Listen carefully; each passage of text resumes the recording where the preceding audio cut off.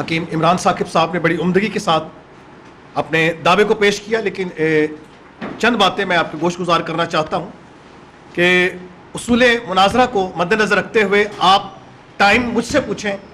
دونوں مناظرین ایک دوسرے کو اجازت نہیں دے سکتے. صدر کا یہ کام ہے کہ اس سے ریکویسٹ کی جائے اور وہ پھر اجازت دے تو ٹھیک ہے، ورنہ پھر آپ اس اصول کے تابع رہیں. اور قرآن مجید کا ایک واضح میسج ہے بحث اور مباحثے کے حوالے سے بھی، اور مسیحت میں بھی، انجیل میں بھی موجود ہے، حلم اور خوف کے ساتھ. اور سورہ عنکبوت میں جیسا کہ لکھا ہے وَلَا تُجَادِلُوا أَهْلَ الْكِتَابِ إِلَّا بِالَّتِي هِيَ أَحْسَنُ، کہ مناظرہ مت کرو اہل کتاب سے لیکن احسن طریقے سے. اور بڑے احسن طریقے سے جناب عمران ثاقب صاحب نے اپنے دعوے کو پیش کیا. اور اب میں دعوت دوں گا خدا کے خادم جناب پروفیسر شفیق کمل صاحب کو کہ 40 منٹ آپ کے پاس ہیں اپنے دعوے کو پیش کرنے کے لیے، لیکن 10 منٹ چونکہ حکیم صاحب نے بھی لیے ہیں، اس لیے کوشش کریں کہ آپ جلدی اس کو کریں. آپ کی تالیوں میں. جناب ماڈریٹر صاحب اور جناب عمران حکیم ثاقب صاحب اور مہمانان گرامی، مسیح یسوع کے عظیم نام میں آپ سب کو میرا سلام. نجات ہمارا موضوع ہے، تو نجات کو، مسیح تصور نجات کو سمجھنے کے لیے چند باتیں میں آپ کے گوش گزار کرتا چلوں. رومیوں 6 باب اس کی 23ویں آیت میں لکھا ہے کہ گناہ کی مزدوری موت ہے. گناہ کی مزدوری موت ہے. تو یہ ہر انسان کو اس کا تعلق کسی بھی، ٹھیک ہے،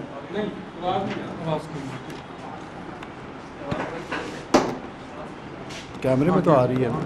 ہلو ہلو، اچھا جی. رومیوں 6:23 کے گناہ کی مزدوری موت ہے. اور اسی طریقے سے رومیوں میں ہی 3 باب اس کی 23ویں آیت میں لکھا ہے کہ چونکہ سب نے گناہ کیا اس لیے خدا کے جلال سے محروم ہے. اور اولڈ ٹیسٹامنٹ میں 2 تواریخ 6 باب اس کی 36ویں آیت میں لکھا ہے کہ کوئی ایسا انسان نہیں جس نے گناہ نہیں کیا. حضرت سلیمان نے یہ بات ہیکل کی ڈیڈیکیشن کے موقع پر اپنی مناجات میں کہی تھی. اور اس کا یہ مطلب ہوا کہ پھر ہمیں کسی ہمیں نجات اور نجات دہندہ کی ضرورت ہے. نجات کا مطلب کیا ہے؟ نجات کا مطلب یہ ہے کہ اگر گناہ گار کو گناہ کی پاداش میں سزا ملتی ہے تو اس سزا سے معافی مل جائے، انسان توبہ کر لے اور اپنے گناہ کا اقرار کر لے اور وعدہ کرے کہ آئندہ میں سیدھی روش پہ چلوں گا، خدا کے حکموں کے مطابق چلوں گا اور آئندہ گناہ نہیں کروں گا، اور مسیح کے کفارے پر ایمان لے آئے تو اس کو نجات مل جاتی ہے، اس کی سزا معاف ہے. وہ بجائے کہ جہنم میں، آتش جہنم کا سزاوار ہو، وہ خدا کی حضوری میں یا آپ کی وکیبلری کے مطابق جنت میں چلا جائے گا. اور اس طریقے سے جب گناہ دنیا میں آیا تو چونکہ خدا اور انسان کے درمیان ایک دیوار پیدا ہو گئی تھی، تو ہر انسان انڈیویجول ایمان لا کر اس دیوار کو توڑ کر خدا کے ساتھ ملاپ کر سکتا ہے. اور اس کے لیے میں ایک حوالہ بھی پڑھ دوں. رومیوں 10 باب 8ویں آیت سے 15ویں آیت تک.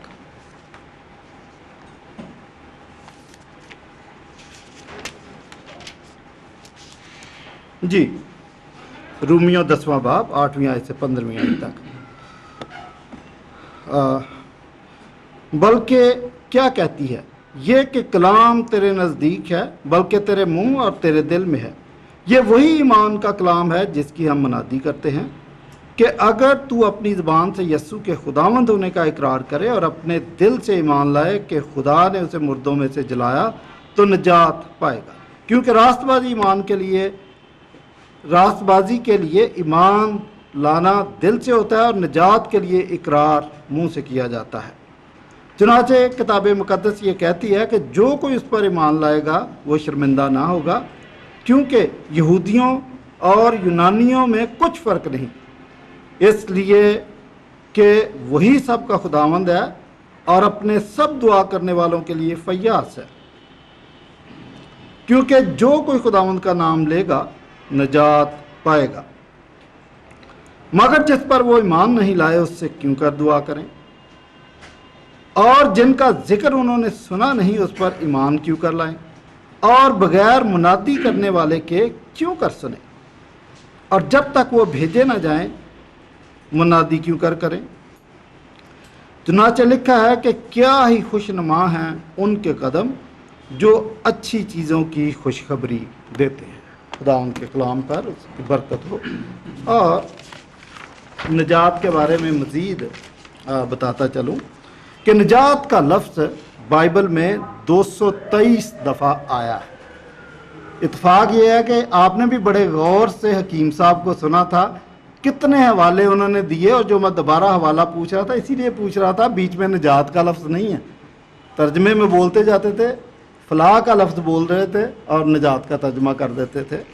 تو فلاح کا کام تو یہ جو فلاحی تنظیمیں ہیں یہ بھی بہت کرتی ہیں، یہ بھی لوگوں کی فلاح کر دیتی ہیں، نجات کا لفظ وہاں پہ نہیں تھا۔ اور ابھی میں بتاؤں گا کہ قرآن مجید نے نجات کس کو کہا ہے۔ چند حوالے بتانا ضروری ہے۔ متی پہلا باب 21ویں آیت، مسیح یسوع کی پیدائش کے متعلق ہی یہ لکھا ہے کہ اس کے بیٹا ہوگا اور تو اس کا نام یسوع رکھنا، کیونکہ وہی اپنے لوگوں کو ان کے گناہوں سے نجات دے گا۔ اسی طرح مرکز 16ویں باب کی 15ویں اور 16ویں آیت، اور یسوع نے ان سے کہا کہ تمام دنیا میں جا کر ساری خلق کے سامنے انجیل کی منادی کرو، جو ایمان لائے اور بپتسمہ لے وہ نجات پائے گا، اور جو ایمان نہ لائے وہ مجرم ٹھہرایا جائے گا۔ متی 26ویں باب کی 28ویں آیت، یہ بھی مسیح یسوع نے اشعیا ربانی کی رسم جاری کرتے وقت یہ بات کہی، کیونکہ یہ میرا وہ عہد کا خون ہے جو بہتیروں کے لیے گناہوں کی معافی کے واسطے بہایا جاتا ہے۔ لوکا 19واں باب اس کی 10ویں آیت، کیونکہ ابن آدم کھوئے ہوں کو ڈھونڈنے اور نجات دینے آیا ہے۔ متی 28ویں باب کی 20ویں آیت، چنانچہ ابن آدم اس لیے نہیں آیا کہ خدمت لے، بلکہ اس لیے آیا کہ خدمت کرے اور اپنی جان بہتیروں کے بدلے فدیہ میں دے۔ لوکا 24:7، کہ اس وقت سے یسوع اپنے شاگردوں پر ظاہر کرنے لگا کہ اسے ضرور ہے کہ یروشلم کو جائے اور بزرگوں، سردار کاہنوں اور فقیہوں کی طرف سے بہت دکھ اٹھائے اور قتل کیا جائے اور تیسرے دن جی اٹھے۔ مرکز 14 باب کی 24ویں آیت، اور یسوع مسیح نے ان سے کہا کہ یہ میرا وہ عہد کا خون ہے جو بہتیروں کے لیے بہایا جاتا ہے۔ اسی طرح یوحنا 3 باب کی 16ویں اور 17ویں آیت، کیونکہ خدا نے دنیا سے ایسی محبت رکھی کہ اس نے اپنا اکلوتا بیٹا بخش دیا تاکہ جو کوئی اس پر ایمان لائے ہلاک نہ ہو بلکہ ہمیشہ کی زندگی پائے۔ کیونکہ خدا نے بیٹے کو دنیا میں اس لیے نہیں بھیجا کہ وہ دنیا پر سزا کا حکم کرے، بلکہ اس لیے کہ دنیا اس کے وسیلے سے نجات پائے۔ اسی طرح پہلا کرنتھیوں پہلا باب 18ویں آیت، کیونکہ صلیب کا پیغام ہلاک ہونے والوں کے نزدیک تو بیوقوفی ہے، مگر ہم نجات پانے والوں کے نزدیک خدا کی قدرت ہے۔ اعمال 4 باب کی 12ویں آیت، اور کسی دوسرے کے وسیلے سے نجات نہیں، کیونکہ آسمان کے تلے آدمیوں کو کوئی دوسرا نام نہیں بخشا گیا جس کے وسیلے سے ہم نجات پا سکیں۔ یہ میں نے چند آیتیں پڑھی ہیں، لیکن میں آپ کو بتاؤں کہ بائبل مقدس میں 223 دفعہ نجات کا لفظ آیا ہے، جس کا مطلب ہے کہ نظریہ نجات، نجات کا تصور، نجات کی تھیالوجی بائبل کے اندر بھری پڑی ہے۔ اور بے شمار ایسے مقامات ہیں بائبل میں جہاں اگرچہ نجات کا لفظ نہیں لیکن تصور وہاں پر بدرجہ اتم موجود ہے۔ مسیح کے ہم اثر اس شخصیات کے بیانات میں بتانا چاہتا ہوں کہ اس زمانے میں جو سرکردہ شخصیات تھی وہ مسیح کے بارے میں کیا سوچتے تھے۔ شمعون ایک بزرگ آدمی تھا، یہودی بزرگ تھا، خدا ترس شخص تھا۔ وہ کہتا ہے مسیح کے بچپن کے اندر اس کی والدہ جب اس کو ہیکل کے اندر لے کے آئی تو اس بچے کو اٹھایا اور اٹھا کر کہا کہ اے مالک، خدا کی طرف ہاتھ کر کے کہ اے مالک، تو اپنے خادم کو اپنے قول کے موافق رخصت کرتا ہے، کیونکہ میری آنکھوں نے تیری نجات دیکھ لی ہے جو تو نے سب امتوں کے روبرو کی ہے، تاکہ غیر قوموں کو روشنی دینے والا نور اور تیری امت اسرائیل کا جلال بنے۔ لوکا 2 باب 19 سے 29 آیت۔ اسی طرح فنویل کی بیٹی ہنا، یہ بزرگ تھی اور 87 سال سے اوپر اس کی عمر تھی۔ اس کے متعلق لکھا، اور وہ اسی گھڑی وہاں آ کر خدا کا شکر کرنے لگی اور ان سب سے جو یروشلیم کے چھٹکارے یا نجات کے منتظر تھے ان کی بابت باتیں کرنے لگی۔ لوکا 2 باب 38 آیت۔ اسی طرح کائفہ سردار کاہن، اور ان میں سے کائفہ نامی ایک شخص نے جو سال کا سردار کاہن تھا، ان سے کہا کہ تم کچھ نہیں جانتے اور نہ سوچتے ہو کہ تمہارے لیے یہی بہتر ہے کہ ایک آدمی ساری امت کے واسطے مرے، نہ کہ ساری قوم ہلاک ہو۔ 11واں باب یوحنا اور 49-50 آئے۔ پرانے عہد نامے میں بھی نجات کا تصور بدرجہ اتم پایا جاتا ہے، اور بہت سارے حوالے ہیں، لیکن میں ایک خاص حوالہ آپ کے سامنے پڑھ دیتا ہوں تاکہ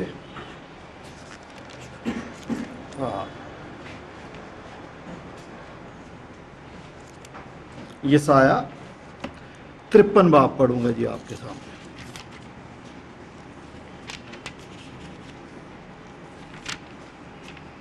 مسیح یسوع کی نجات، اس کے کفارے کے متعلق بے شمار حوالے، لیکن میں 53 باب آپ کے سامنے پڑھ دوں۔ ہمارے پیغام پر کون ایمان لائے، اور خداوند کا بازو کس پر ظاہر ہوا، پر وہ اس کے آگے کونپل کی طرح اور خشک زمین سے جڑ کی مانند پھوٹ نکلا ہے، نہ اس کی کوئی شکل و صورت ہے نہ خوبصورتی، اور جب ہم اس پر نگاہ کریں تو کچھ حسن و جمال نہیں کہ ہم اس کے مشتاق ہوں۔ تو وہ آدمیوں میں حقیر و مردود اور مرد غمناک اور رنج کا آشنا تھا، لوگ اس سے گویا روپوش تھے، اس کی تحقیر کی گئی اور ہم نے اس کی کچھ قدر نہ جانی، تو بھی اس نے ہماری مشقتیں اٹھا لیں اور ہمارے غموں کو برداشت کیا، پر ہم نے اسے خدا کا مارا کوٹا اور ستایا ہوا سمجھا، حالانکہ وہ ہماری ہی خطاؤں کے سبب سے گھائل کیا گیا اور ہماری ہی بدکرداری کے باعث کچلا گیا، ہماری ہی سلامتی کے لیے اس پر سیاست ہوئی تاکہ اس کے مار کھانے سے ہم شفا پائیں۔ ہم سب بھیڑوں کی مانند بھٹک گئے، ہم میں سے ہر ایک اپنی راہ کو پھرا، پر خداوند نے ہم سب کی بدکرداری اس پر لاد دی۔ وہ ستایا گیا تو بھی اس نے برداشت کی اور منہ نہ کھولا، جس طرح برا جسے ذبح کرنے کو لے جاتے ہیں اور جس طرح بھیڑ اپنے بال کترنے والوں کے سامنے بے زبان ہے، اسی طرح وہ خاموش رہا۔ وہ ظلم کر کے اور فتویٰ لگا کر اسے لے گئے، پر اس کے زمانے کے لوگوں میں سے کس نے خیال کیا کہ وہ زندوں کی زمین سے کاٹ ڈالا گیا؟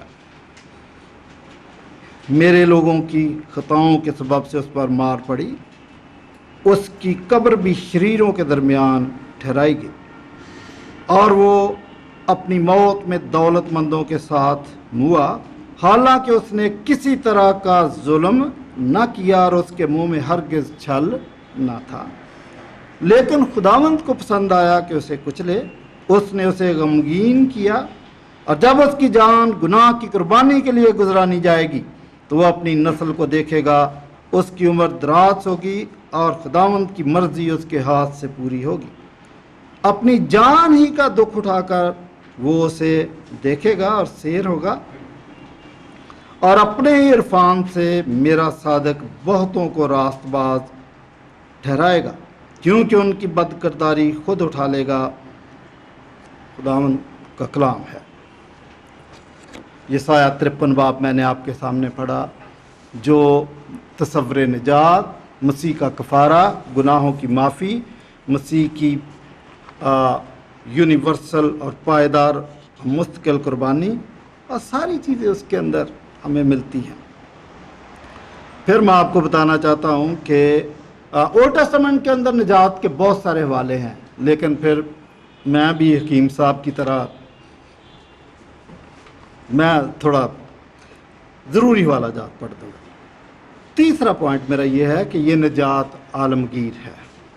आपने इशारतन बीच में कह दिया कि ये निजात आलमगीर नहीं थी, मसीही निजात आलमगीर है। रिबटल के अंदर मज़ीद वाज़े करूँगा। यसाया 49 की 6 आयत में लिखा है कि हाँ, खुदावंद फरमाता है कि ये तो हल्की सी बात है कि तू याकूब के कबाइल को बर्पा करे और महफूज इसराइलियों को वापस लाने के लिए मेरा खादम हो, बल्कि मैं तुझको कौमों के लिए नूर बनाऊंगा। किन के लिए जी? कौमों के लिए मैं तुझको नूर बनाऊंगा और तुझसे मेरी निजात ज़मीन के किनारों तक पहुँचे। तो एक तो ओल्ड टेस्टामेंट के अंदर ही हमें बड़ा पानी क्लियर है कि ये पैगाम, ये निजात यूनिवर्सल है। मलाकी पहले बाब की 11वीं आयत में लिखा है, क्योंकि आफताब के तलू से गरूब तक कौमों में मेरे नाम की तमजीद होगी और हर जगह मेरे नाम पर बखूर जलाए जाएंगे और पाक हदिये गुजरानेंगे, क्योंकि कौमों में मेरे नाम की तमजीद होगी।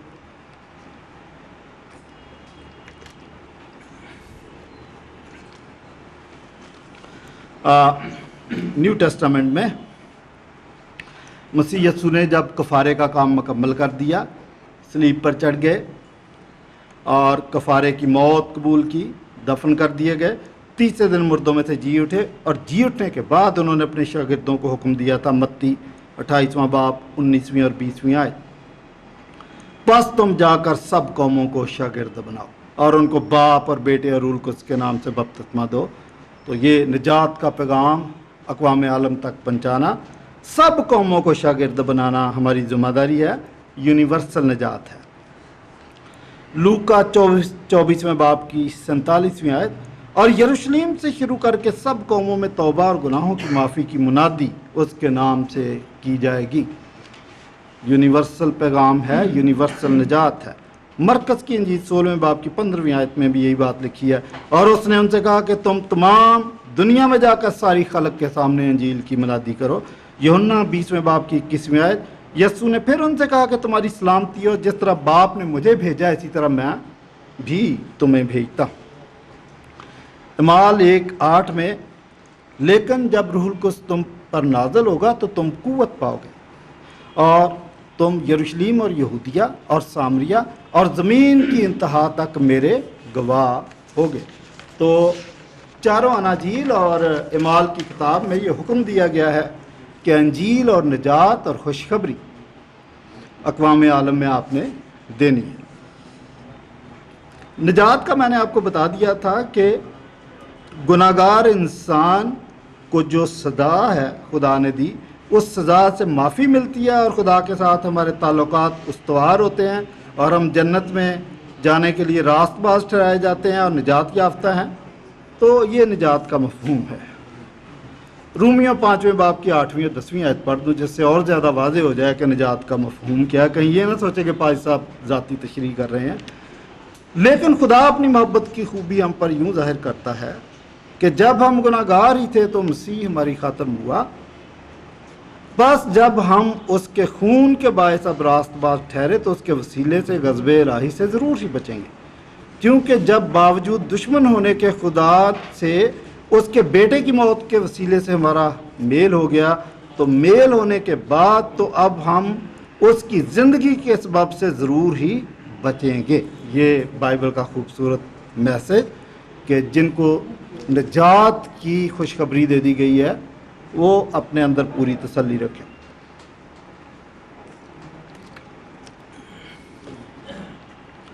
आपने इमाले साले पे बड़ा ज़ोर दिया, बीच में आप ईमान का भी जिक्र करते थे, लेकिन मैं आपको वादे कर दूं कि ईमान और इमाल का ताल्लुक क्या है। बिल्कुल निजात कैमरे में तो आ रही है ना, कैमरे में आ रही है, मगर लोगों को قریب ہو جائے. ہلو جی، پہلی بات کہ نجات بذریعہ ایمان ہے. رومیو 1:17 میں لکھا کہ راست باز ایمان سے جیتا رہے گا، اور اولڈ ٹیسٹامنٹ میں حبقوق 2 باب کی 4 آیت میں بھی یہی بات ہے کہ لیکن صادق اپنے ایمان سے زندہ رہے گا. یعنی دونوں حوالوں کا یہ مطلب ہے کہ انسان صرف اور صرف مسیح یسوع پر ایمان لانے سے نجات پاتا ہے اور راست باز ٹھہرتا، ادروائز وہ گناہ گار گنا جاتا ہے، اور جب گناہ گار گنا جاتا تو پھر گناہ کی مزدوری موت ہے. کیوں اس کو ایمان کی ضرورت ہے؟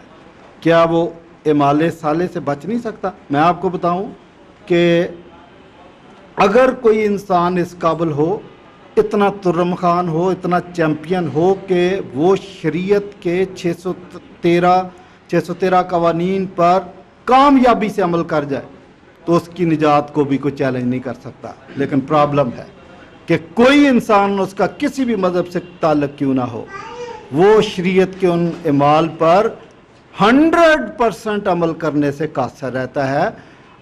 اپنی طرف سے انسان اپنے آپ کو جو مرضی سمجھے، لیکن اس کو یاد رکھنا چاہیے کہ اس کا خمیر خاک سے اٹھتا ہے. اس لیے زبور 130 کی 3 آیت میں لکھا ہے کہ اے خداوند، اگر تو بدکاری کو حساب میں لائے تو اے خداوند تیرے حضور کوئی قائم نہیں رہ سکتا، کوئی انسان کھڑا نہیں رہ سکتا. اور اسی طرح قرآن مجید کے اندر سورہ النحل کی 61 آیت میں لکھا ہے، اور اگر اللہ لوگوں کو ان کے ظلم کے سبب پکڑنے لگے تو ایک جاندار کو بھی زمین پر زندہ نہ چھوڑے. دونوں باتیں یہ کہتی ہیں، دونوں کتابیں یہ کہہ رہی ہیں کہ اگر انسان اعمال کی بات کرے تو خدا کے حضور کامیاب نہیں ہو سکتا، مارا جائے گا. اس لیے ہمیں اولڈ ٹیسٹامنٹ سے یہ بازگشت سنائی دیتی ہے انبیاء کرام کی زبان مبارک سے. وہ کہتے ہیں کہ ہماری نیکیاں خدایا تیرے سامنے گندی دھجیوں کی مانت ہے. اگر آپ کمپیئر کرنے لگ جائے اپنی نیکیوں کو خدا کے ساتھ، یہ نہیں ہو سکتا. انسانوں میں ہم شو مارنا چاہیں تو مار لیں، ہم بڑے پاک باز ہیں. خدا کے ساتھ یہ کبھی یہ والا چیلنج نہ کریں. خدا سے رحم مانگے کہ رحم سے کر لے. بلے شاہ کہتا ہے کہ جیواں ویکھاں عملاں ولے، بڑی زبردست بات ہے کہ جیواں ویکھاں عملاں ولے کچھ نہیں میرے پلے، جے ویکھاں تیری رحمت ولے بلے بلے بلے. تو خدا کی رحمت کو پکاریں، اس کے فضل پہ تکیہ کریں، پھر آپ بچ سکتے ہیں. اور آپ نے شریعت کا جو کہہ دیا تھا، اور پھر آپ نے یعقوب کا بھی ذکر کر دیا. دیکھیں یعقوب جو بات کہہ رہا ہے، اچھا وہ میں ریبٹل میں کروں گا، لیکن شریعت کی بات میں آپ کو بتاؤں کہ کیا ہم ساری شریعت پر عمل کر سکتے ہیں؟ کیوں نہیں کر سکتے؟ یعقوب 2 باب کی 10ویں آیت، آپ نے 14ویں پڑھ دی ہے، 10ویں سے شروع کر لیتے زیادہ بہتر ہوتا. لکھا کیونکہ جس نے ساری شریعت پر عمل کیا اور ایک ہی بات میں خطا کی تو وہ سب باتوں میں قصوروار ٹھہرا. اب آ گیا وہ حوالہ جو آپ نے پڑھا تھا، استثناء 27ویں باب کی 26ویں آیت آپ نے پڑھی. وہاں لکھا لعنت اس شخص پر جو شریعت کی باتوں پر عمل کرنے کے لیے ان پر قائم نہ رہے. اگر ایک حکم آپ سے رہ گیا، آپ کے پاس چوری کا موقع تھا، آپ نے 1,00,000 دفعہ انکار کیا کہ میں نہیں چوری کروں گا، آپ ثابت قدم تھے، لیکن ایک دفعہ کسی کی پینسل چرا لی، آپ گناہ گار ہو گئے. بائبل کہتی گناہ کی مزدوری موت ہے. تو پھر وہ شریعت کی لعنت کے حقدار آپ ہو گئے. اب قانون آپ نے توڑ دیا. تو ان باتوں کو سمجھنا ہے کہ ہے کیا بات. جب ہم کہتے ہیں کہ شریعت وہ لعنت کا، تو وہ یہ نہیں کہہ رہا کہ شریعت لعنتی ہے. کیا وہ کہہ رہا ہے اس کو سمجھنے کی کوشش کریں. شریعت اپنی جگہ زبردست ہے، خدا کی دی ہوئی شریعت ہے، اس کو کون کہہ سکتا ہے. جو بات پولس رسول کہہ رہے ہیں آپ سمجھنے کی کوشش کریں کہ اگر آپ نے ایک قانون توڑ دیا آپ لعنت کے تحت آگے. چونکہ کوئی شخص پرفیکشن کے ساتھ اس پر عمل نہیں کر سکتا، اس لیے پھر ہم سب اس لعنت کے نیچے آ سکتے. اس لیے خدا کے فضل کو مانگیں. کہ ابھی میں آپ کو مسلم کی ایک حدیث بھی سنا دوں گا.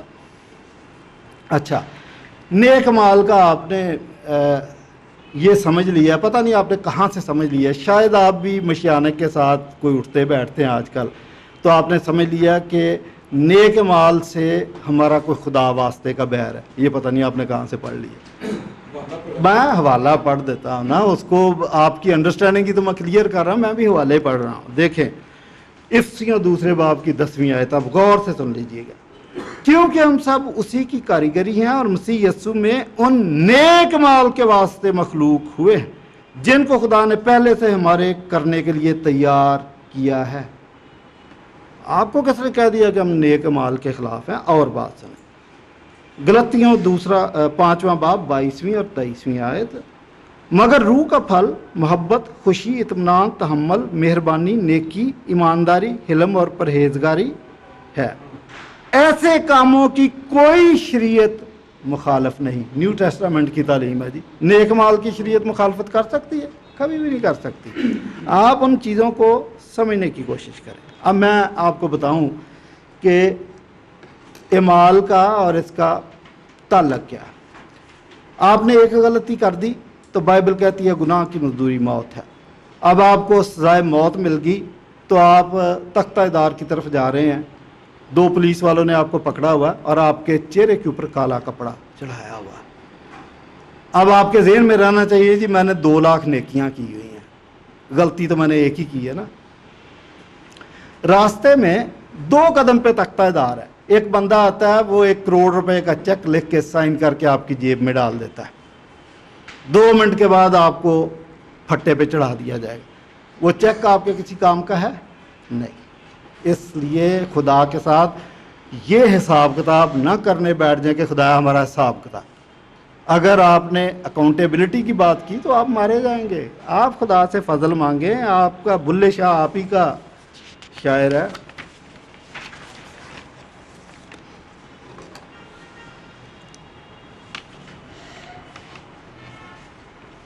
हाँ, वो जो मौत को भी लानती कहा गया ना, उसकी भी मैं लगे हाथों डेफिनेशन करता चला जाऊँ। ओल्ड टेस्टामेंट के अंदर एक फतवा मौजूद है, उस फतवे को पहले सुन ले। हाँ, न्यू टेस्टामेंट में लिखा गलतियों 3 बाब उसकी 13वीं आयत में, क्योंकि लिखा है कि जो लकड़ी पर लटकाया गया वो लानती है। अब ओल्ड टेस्टामेंट के अंदर मैं आपको बताऊं कि एक फतवा है जिसकी वजह से ये बात यहूदी ऐसा सोचते थे कि मसीह को चूँकि स्लीप पे चढ़ाया गया तो ये लानती मौत है। ओल्ड टेस्टामेंट में इस्तिस्ना 21वां बाब 22वीं और 23वीं आयत। और अगर किसी ने ऐसा गुनाह किया हो जिससे उसका कत्ल वाजिब हो तो उसे मार कर दरख्त से टांग दे तो उसकी लाश रात भर दरख्त पर लटकी ना रहे, बल्कि तू उसी दिन उसे दफन कर देना, क्योंकि जिसे फांसी मिलती है वो खुदा की तरफ से मलाउन है। अब आप समझें कि ओल्ड टेस्टामेंट में फतवा क्या था। अब उन लोगों ने ये सोचने की ज़हमत गवारा नहीं की कि मसीह यस्सु को सलीबी मौत लकड़ी पर ऊंचे पर चढ़ाया गया तो किस जुर्म में, वो तो अपने जुर्म से बरी था, लेकिन वो मौत को देख रहे थे कि ये ज़िल्लत की मौत है। उन्होंने ये नहीं देखा कि ये कफ़ारे की मौत है और ये हम पर एहसान करने के लिए मौत को उसने कर, ये कोई नहीं, उन्होंने इस बात को नहीं देखा। अच्छा, अब चूँकि तो आपने सारा नज़ला क्रिश्चियन पे घुराया तो मुझे भी हक पहुँचता कि थोड़ा सा मैं भी एनालाइज कर दूँ। इस्लाम में आपने तो ज़्यादा यही कहा कि इमाल साले से निजात है। अब मैं आपको बताऊं कि इमाल साले से भी कोई एक मेथड चुन लेते तो हमें कोई इतराज़ नहीं था। आपने जन्नत में जाने के 101 तरीके वजह करनी। अब मेरे पास भी इतना टाइम नहीं है कि 101 तरीके बाहवाला आपको बता दो, चंद बता देते, कह रहे देख का एक दाना चखते पता चल जाता है। मुस्लिम जिल्द नंबर 6 392 सफ़ा।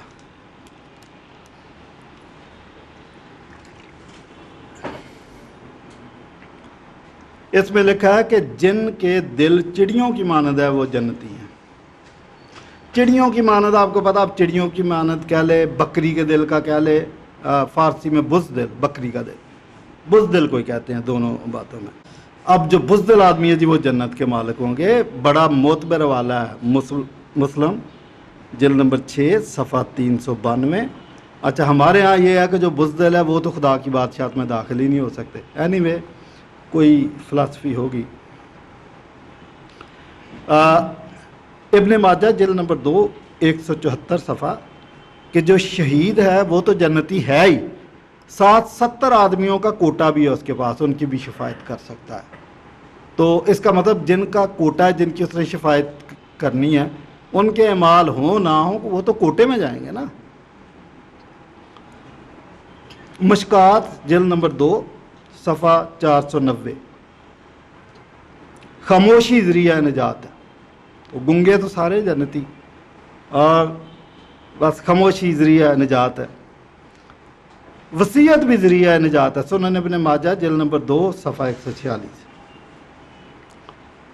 اچھا، پھر اور ایک حوالہ جناب ابن ماجہ جلد نمبر 2 صفحہ 176، 4 چیزیں: جہاد فی سبیل اللہ وہ بھی جنتی، طاعون سے مرنے والا بھی جنتی، اور کوئی عورت زچگی میں مر جاتی ہے وہ بھی جنتی، کوئی شخص پانی میں ڈوب کر مر جاتا ہے وہ بھی جنتی، آگ میں جل کر مرنا جنتی، اور پسلی کے مرض سے، اور اگر میں غلط نہیں سمجھا تو پسلی کا مرض نمونیا کو کہتے ہیں، یہ بھی جنتی۔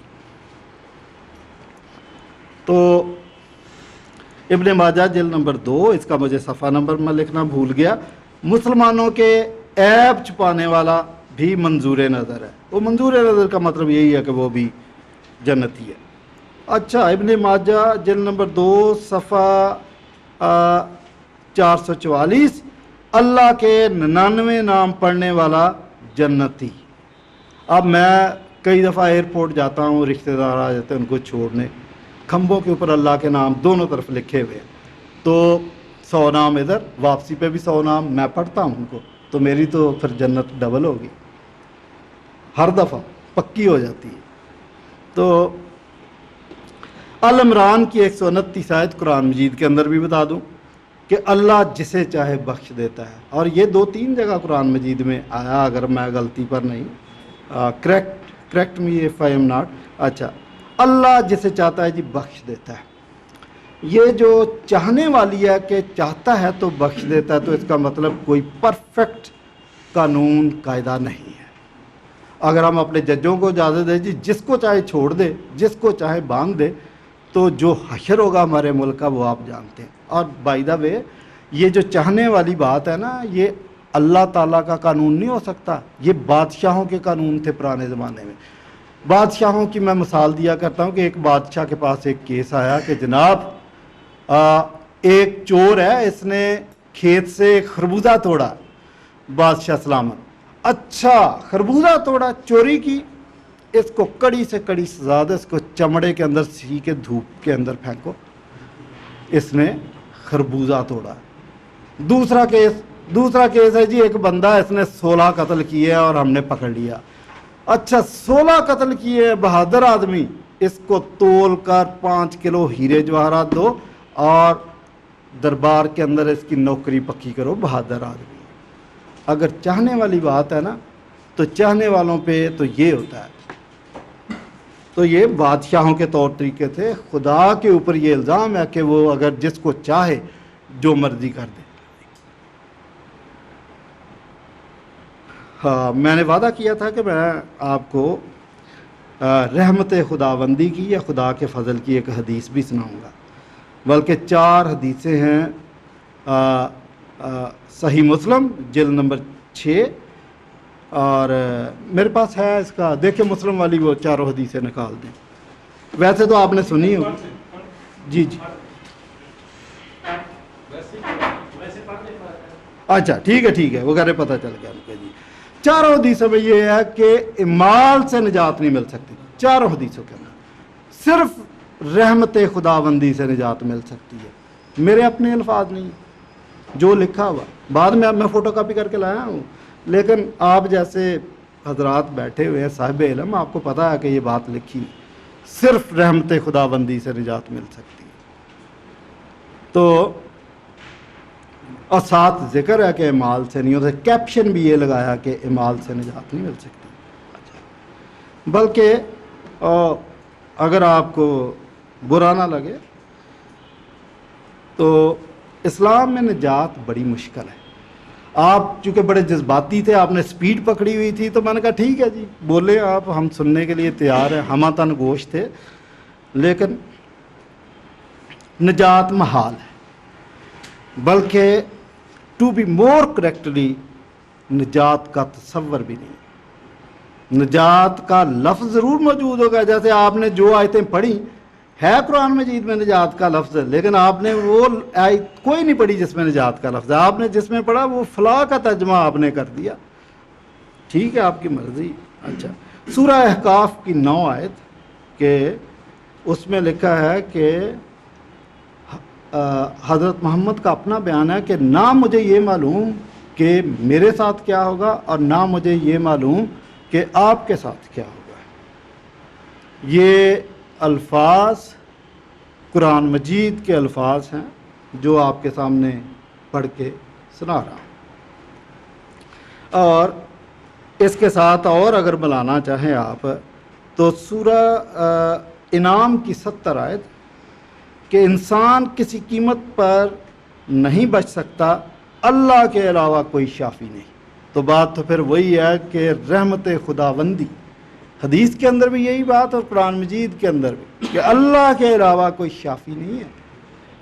تو یہ تو چلیں بائبل کی بھی میں نے تعلیم بیان کی ہے، لیکن ساتھ ساتھ میں نے کہا جس طرح حکیم صاحب نے ہمیں بڑی، تو ہم بھی تھوڑا آپ کو بتا دیں بھائی.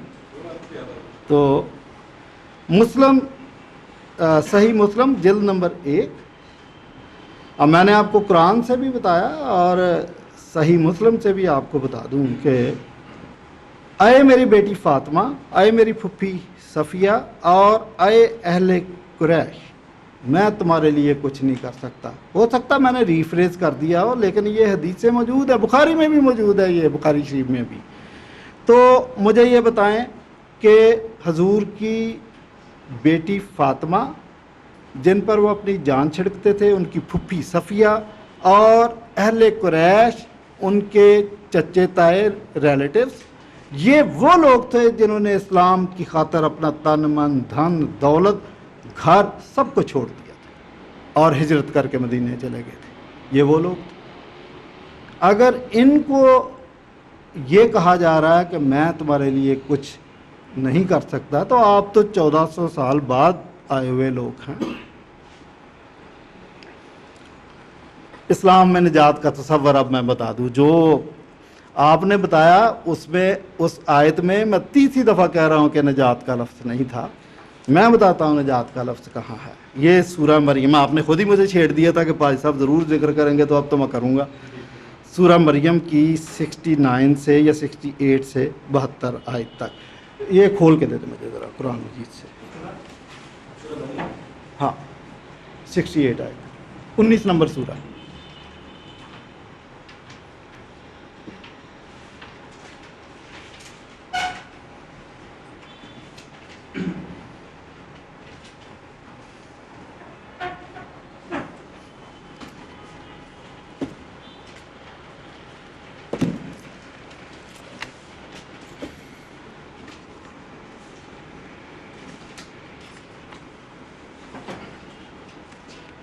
جی، کیا ایسا انسان یاد نہیں کرتا کہ ہم نے اس کو پہلے بھی تو پیدا کیا تھا اور وہ کچھ بھی چیز نہ تھا. تمہارے پروردگار کی قسم ہم ان کو جمع کریں گے اور شیطانوں کو بھی. یہ باقی لوگوں کو کہا گیا اور شیطانوں کو بھی.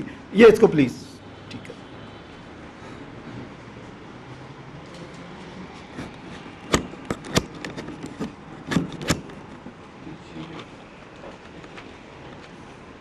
ٹھیک ہے ٹھیک ہے ہاں ٹھیک ہے ٹھیک ہے. اب صحیح.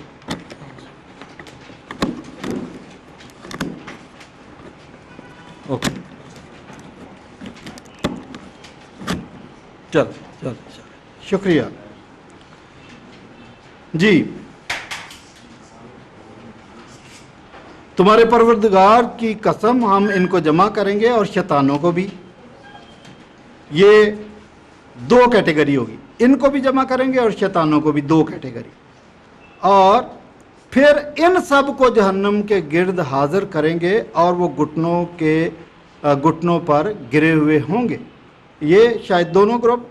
फिर अब तीसरे ग्रुप की भी, हर जमात में से हम ऐसे लोगों को खींच निकालेंगे जो अल्लाह से सरकशी करते थे। 3 ग्रुप हो गए। फिर और हम इन लोगों से खूब वाकिफ हैं जो इनमें दाखिल होने के ज़्यादा लायक हैं। और चौथा ग्रुप सुन ले जी, और तुम में से कोई शख्स नहीं मगर इस पर से गुजरना होगा और ये तुम्हारे परवरदिगार पर लाजम और मुकर्रर है। सब ने गुजरना, आपने भी जो उनके सामने खड़े थे उनको भी कहा है। तो मुख्तलिफ लोग इसकी तशरीह करते हैं, लेकिन मैं आपको ये दे दे नीली किताब तफसीर इब्न कसीर। और फिर ये अल्लाह ताला का हतमी फ़ैसला है। फ़ारसी कुरान के अंदर फ़ारसी तर्जमे अंदर लिखा है कि हुक्म हतमी अस्त। तो फिर हम परहेज़गारों को निजात देंगे। अब मुझे बताएं कि अगर गुनाहगार ही सिर्फ जाएंगे तो उनमें परहेज़गार कहाँ से आ गए? इनको निजात मिलनी जो यहाँ से अपनी सज़ा पूरी करेंगे। और फिर हम परहेज़गारों को निजात देंगे और ज़ालिमों को इसमें घुटनों के बल पड़ा हुआ छोड़ देंगे। बहुत क्लियर है मेरे लिए तो कि वहीं से निकालना है और वो परहेज़गारों को निकाल लेना और जो ज़ालिम है घुटनों के पास। और यहाँ लफ्ज़ है निजात, यहाँ लफ्ज़ है निजात का। आपने जितने हवाले थे तो निजात का तसव्वुर फिर ये हुआ कि पहले दोज़ख में जाना, वहाँ अपनी सज़ा पूरी करनी है, वहाँ से निकलना है। और मुझे किसी ने SMS किया, मैसेज किया कि एक नमाज छोड़ने की सज़ा 2,86,00,000 साल है। ये अच्छा चले, मैं छोड़ दें उसको, छोड़ दें, इतना ही मान ले कि सज़ा पूरी करनी है। चलो टाइम कम कर दें।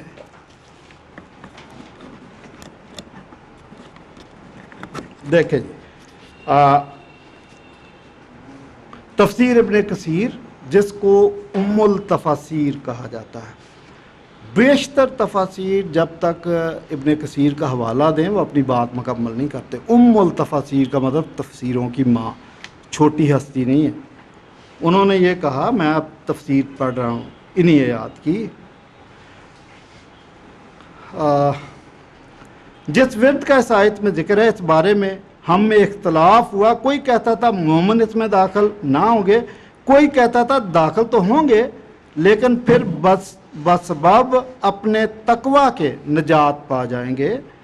मैंने हज़रत जाबर से मिलकर इस बात को दरियाफ्त किया तो आपने फरमाया वारद तो सब होंगे, और रवायत में है कि दाखिल तो सब होंगे, हर एक नेक भी और हर एक बद भी, लेकिन मोमिनों पर वो आग ठंडी और सलामती बन जाएगी जैसे हज़रत इब्राहीम खलीलुल्लाह पर थी। यहाँ तक इस ठंडक की शिकायत खुद आग करने लगेगी। फिर इन मुत्तकी लोगों का वहाँ से छुटकारा हो जाएगा। किन लोगों का? मुत्तकी लोगों का छुटकारा होगा। और खालिद बिन मादान फरमाते हैं कि जब जन्नत में पहुँच जाएंगे, जन्नती जन्नत में पहुँच जाएंगे, कहेंगे कि खुदा ने तो फरमाया था कि हम एक जहन्नम पर वारद होने वाला है और हमारा तो वारद तो हुआ ही नहीं। तो इनसे फरमाया जाएगा कि तुम वहीं से गुज़र कर तो आ रहे हो, लेकिन अल्लाह ताला ने इस वक्त आग ठंडी कर दी थी। हज़रत अब्दुल्ला बिन रवाहा एक बार अपनी बीवी साहिबा के घुटने पर सर रख के लेटे हुए थे कि रोने लगे। आपकी अहलिया भी रोने लगी तो आपने इनसे दरियाफ्त फरमाया कि तुम कैसे रोई? उन्होंने जवाब दिया कि आपको रोता देखकर। आपने फरमाया मुझे तो आयत व इन्ना मिनकुम याद आ गई और रोना आ गया। मुझे क्या मालूम कि मैं निजात पाऊंगा या नहीं। और भी 3-4 जगह इसकी अभी तफसीर ख़त्म नहीं हुई है, लिखा और लेकिन मुझे पता है तफसीरें बड़ी है।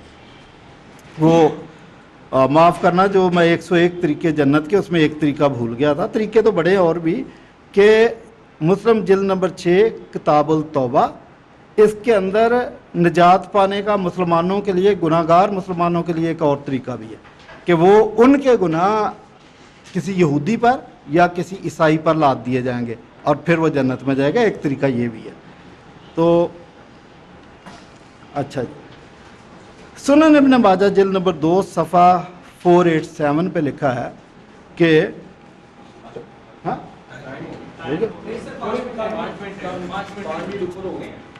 5 منٹ اوپر نہیں، 5 منٹ ابھی رہتے ہیں.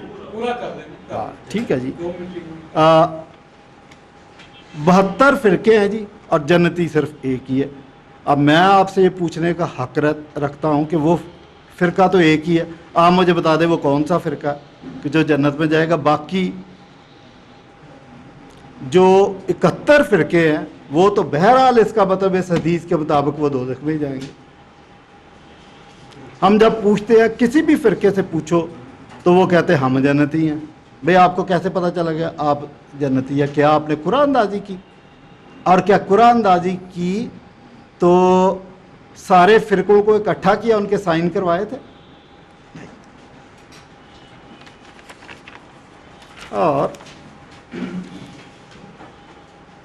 اور پھر جس جنت میں جانا ہے اس جنت کی میں تھوڑا سا بتا دوں کہ سورہ نمبر 52 کی 20 آیت، سورہ نمبر 44 کی 54 آیت کہ وہاں پر حوریں، خوبصورت حوریں ملیں گی، اور سورہ نمبر 52 کی 24 آیت کہ وہاں غلمان جوان لڑکے بھی ملیں گے جو ہمیشہ جوان رہیں گے، اور شراب ملے گی. سورہ نمبر 76 کی 5ویں آیت کہ اس کے اندر کافور مکس ہوگا، اور سورہ نمبر 76 کی 17 آیت زنجبیل مکس ہوگی، اور جناب سورہ نمبر 83 کی 25ویں آیت میں لکھا ہے کہ سیل پیک شراب ملے گی، اور سورہ نمبر 83 کی 27ویں آیت میں لکھا ہے کہ تسنیم مکس ہوگی، اور سورہ نمبر 83 کی 25 آیت میں جو سیل پیک شراب ہے اس کے لیے لفظ ہے رہیقن مختومن. سورہ دہر کی 3 آیت میں لکھا ہے کہ پروردگار اپنے ہاتھوں سے پلائیں گے. یہ جو نقشہ ہے شراب اور حوروں کا اور غلمان اور سارا، غالب مسلمان شاعر ہے، وہ کہتا ہے ہم کو معلوم ہے جنت کی حقیقت، لیکن دل کے خوش رکھنے کو غالب یہ خیال اچھا ہے. اور چلیں آپ کہیں گے جی شاعر ہے، شاعر کو چھوڑ دیں. سر سید احمد خان انہوں نے قرآن کی تفسیر لکھی ہے، موٹی کتاب دکھا دیجیے، یہ کیا کہتے ہیں اس کے بارے میں.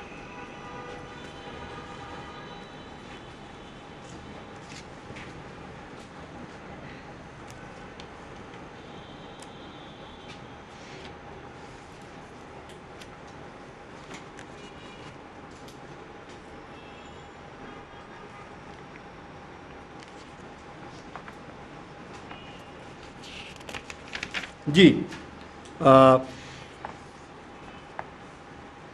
یہ جناب البقرہ کی غالباً 23-24 آیت. یہ سمجھنا کہ جنت مثل ایک باغ کے پیدا ہوئی ہے، اس میں سنگ مرمر کے اور موتی کے جڑاؤ محل ہیں، باغ میں شاداب اور سرسبز درخت ہیں، دودھ، شراب، شہد کی ندیاں بہہ رہی ہیں، ہر قسم کا میوہ کھانے کو موجود ہے، ساقی و ساقیاں نہایت خوبصورت چاندی کے کنگن پہنے ہوئے جو ہمارے ہاں کی گھوسنیں پہنتی ہیں شراب پلا رہی ہیں. ایک جنتی ایک حور کے گلے میں ہاتھ ڈالے پڑا ہے، ایک نے ران پر سر دھرا ہے، ایک چھاتی سے لپٹا ہوا ہے، ایک نے لب جاں بخش کا بوسہ لیا ہوا ہے. کوئی کسی کو کونے میں کچھ کر رہا ہے، کوئی کسی کونے میں. کچھ ایسا بیہودہ پن ہے جس پر تعجب ہوتا ہے. اگر بہشت یہی ہے تو بلا مبالغہ ہمارے خرابات اس سے 1000 درجہ بہتر ہیں. سر سید احمد خان تفسیر القرآن، سورہ مریم تک انہوں نے تفسیر کی ہے، کاش یہ مکمل کر جاتے تو. اور 2 منٹ دے دیں، صرف 2 منٹ. اچھا، اور آخر میں نے حدیثوں سے ثابت کیا تھا اور قرآن سے بھی کہ نجات کا تصور واضح نہیں ہے. ایک اور آیت بتاتا چلوں، سورہ الفرقان کی 30ویں آیت میں حضرت محمد کا بیان ہے. وہ کہتے ہیں پیغمبر کہیں گے کہ اے پروردگار میری قوم نے اس قرآن کو چھوڑ رکھا تھا. تو پھر مجھے بتائیں کہ اگر اس قوم نے، میری قوم अगर इसने कुरान को छोड़ रखा था तो ये जन्नत में कैसे जाएंगे। ये छोड़ रखने से मुराद ये नहीं है कि कुरान कहीं और रख दिया, पढ़ते तो हैं लेकिन उसकी तालीमात को इन्होंने अपनी मर्ज़ी के मुताबिक ढाला, जो इल्ज़ाम आप मुझ पे लगा रहे थे। और ये फ़िरकाबाजी इसी का शाखसाना। एक दफ़ा और पढ़ दूँ, पैगम्बर कहेंगे कि ऐ परवरदिगार, मेरी कौम ने इस कुरान को छोड़ रखा था। अल फुरकान की 30वीं आयत और अल माइदा की 118 आयत के मुताबिक मैं आपको बताऊं कि बाइबल तो कहती है अल बकरा की 62 आयत में कि यहूदी, ईसाई और सितारा परस्त ये जन्नत में जाएंगे। जो श्योरिटी हमें तो वैसे ही है, लेकिन for the sake of argument Quran मजीद कह रहा है कि ये जन्नत में जाएंगे।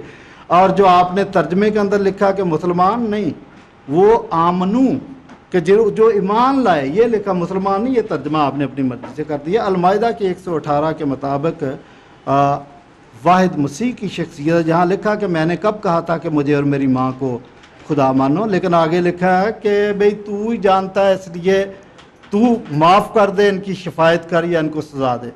तो ज़ाहिर है कि वो शफायत का ही कहेंगे तो वही शफायत करने के काबिल है। शुक्रिया। पादरी शफीक कमल साहब ने अपने दावे को पेश किया। आपकी इजाज़त से, अगर आप इजाज़त देते हैं, आप सब काफ़ी देर से बैठे हुए हैं और इस तवील गुफ्तगू को सुन रहे हैं, बड़ी सेहतमंद गुफ्तगू है, लेकिन इंसान होते हुए प्यास या कोई हाजत है तो ज़रूर आप वक्फ़ा 3-4 मिनट का वक्फ़ा है, आप पानी वगैरह पी सकते हैं।